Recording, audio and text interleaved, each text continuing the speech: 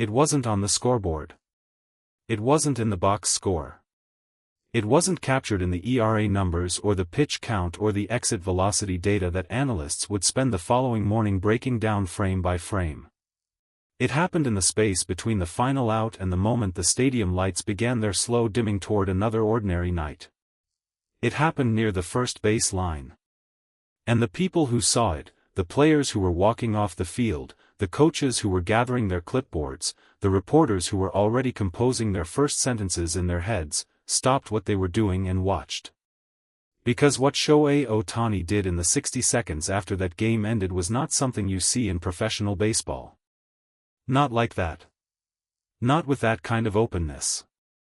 Not between two players who had just spent 3 hours trying to dismantle each other in front of a full stadium. When Pat Murphy described the scene to the media the following day, his voice changed. Not dramatically. Not in the way of a man performing emotion for an audience. In the quiet way of a man who had seen something that had already settled into a permanent place in his memory and was now being asked to put words around it. He took a breath before he started. And when he finished, there were people in that room who did not immediately write anything down. Before you understand what the moment meant, you have to understand what the game had cost both of them. Mizioski had thrown 104 pitches. He had worked through 6 innings against a Dodgers lineup that had approached every at-bat with the specific intention of making him work. Long counts. Foul balls on pitches that should have ended sequences.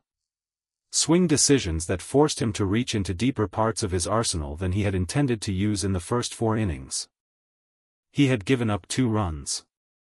Both of them on the triple in the third. Both of them connected directly to a single at-bat against a single hitter who had done something with an 0-2 changeup that Mizioski was still processing when the final out was recorded. For Ohtani, the game had been its own kind of demanding. He had gone 2 for 4 with the triple and a walk. He had scored once. He had also spent portions of the game being pitched around, seeing sequences designed not to challenge him but to manage him, to keep him from doing the kind of damage that the third inning had already demonstrated he was capable of. By the end of the game, both of them had given something real. The Dodgers won 3-1. The series shifted. The standings adjusted by a fraction.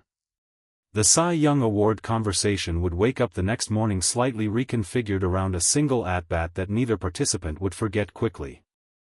And then the final out was recorded. And Ohtani walked toward the first base line. Pat Murphy was halfway to the tunnel when one of his coaches touched his arm. He turned. The coach gestured toward the field with a slight tilt of his head. Murphy looked. Ohtani was walking toward Mizioski. Not toward the Dodgers' celebration near the mound. Not toward his teammates who were already gathering equipment and moving toward the visiting clubhouse.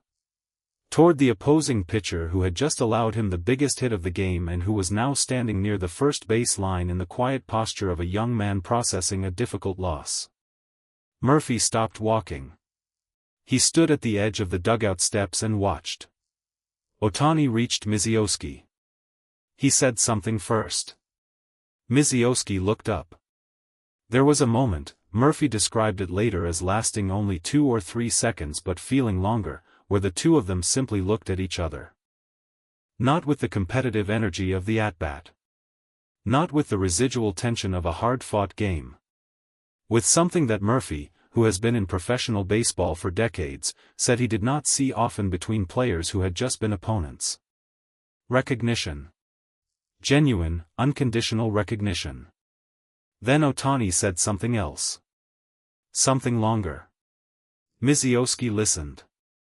And then Mizioski nodded. And then he said something back.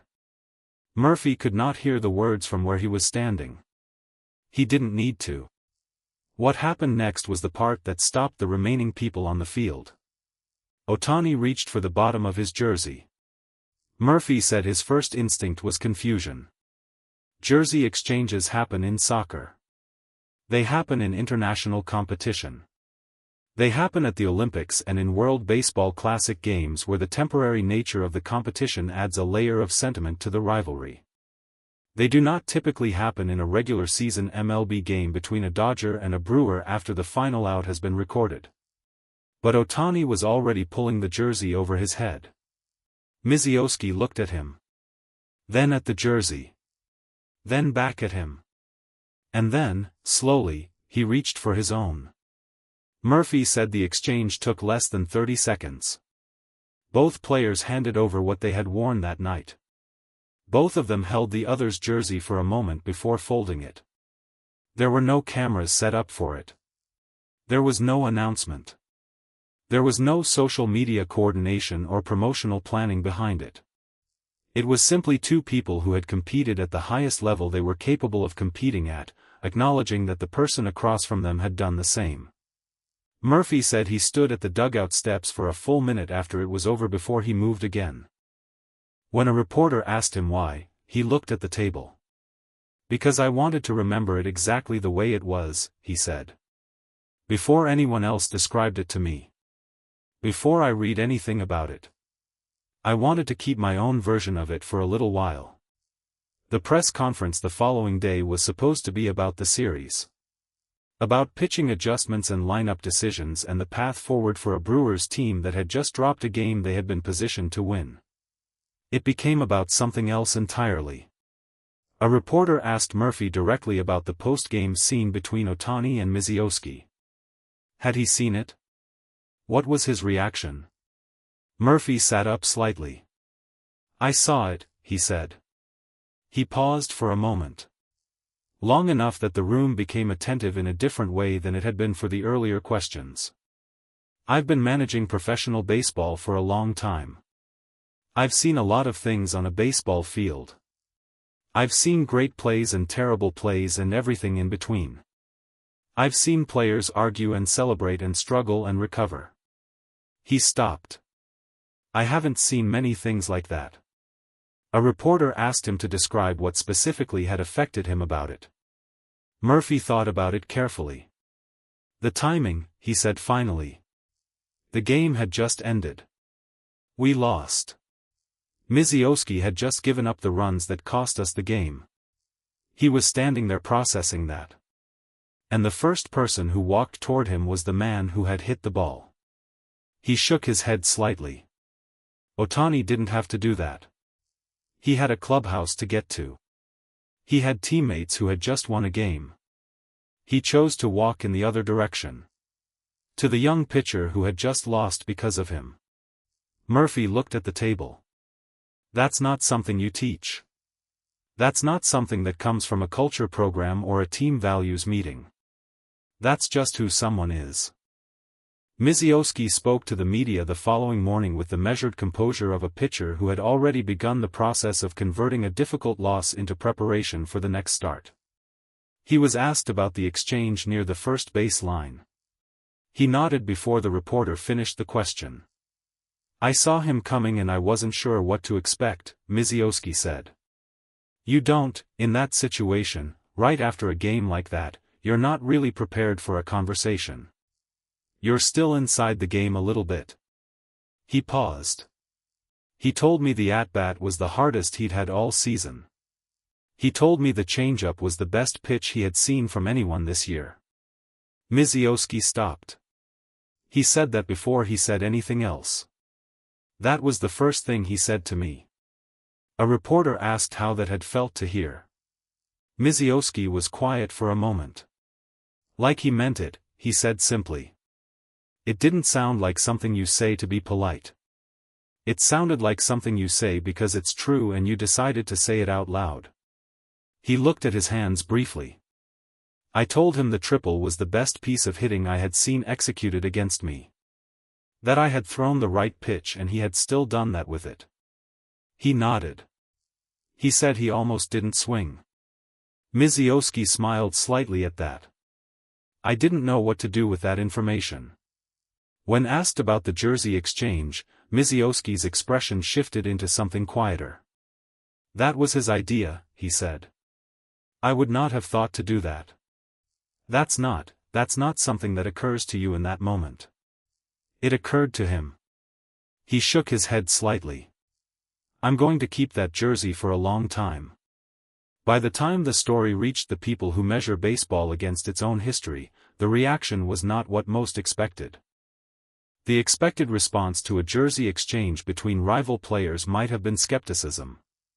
A raised eyebrow at the sentimentality of it. A suggestion that it belonged to international competition rather than the regular season grind of a pennant race. That was not the response.